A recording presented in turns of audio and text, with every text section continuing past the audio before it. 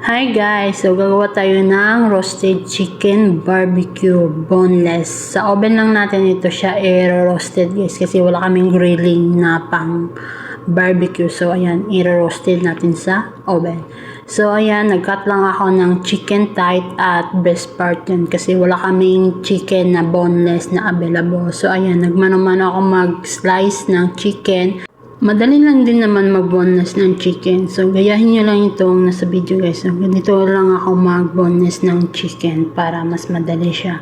So, sobrang sarap ito siya guys. Nagustuhan talaga ng alaga ko at mga amo ko ito. Kasi, hindi sila mahilig kumain parati ng kanin. So, ayan, nag-iisip ako na medyo walang kanin parati. So, ito, pwede nyo ito siyang iserve na kubos at saka potato na ipa-fried nyo. So, yun. Pwede nyo siyang ganunin nyo yung part. So, ganyan. Nakaboneless na ako ng chicken at ikakat lang natin ng ganyan.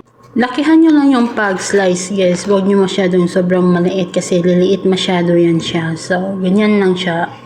At ito yung ilalagay natin na pampalasa. Sweet paprika, black pepper, cumin, lemon, black pepper, garlic powder, onion powder, Maggi, yung Knorr na ginawa ko siyang powder, at saka olive oil, lemon. So, ganyan.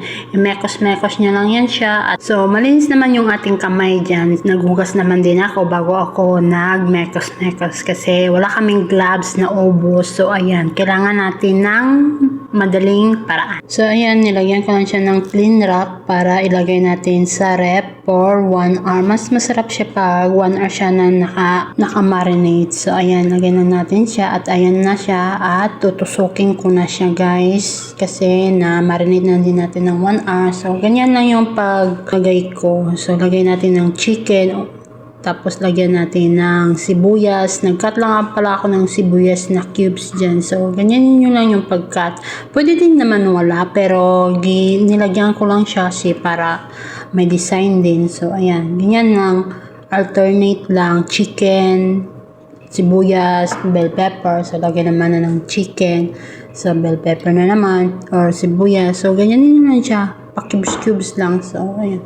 Ang ganda na ng tignan. Kasi para na siyang yung nasa na restaurant na yung naka-shawaya yung tawag sa chicken doon. So, ganyan. Ginanyan ko lang siya pagtusok. Nakalimutan ko palang sabihin na nilagyan ko pala siya ng oyster sauce yan. Kasi parang nakulangan ako sa itsura. So, ayan. Para medyo red na medyo pagka-black siya. So, iyan na siya guys. So, binalit ko pala siya ng gastel guys. At saka baking paper. Para hindi siya masyadong toasted na matigas. So, ayan.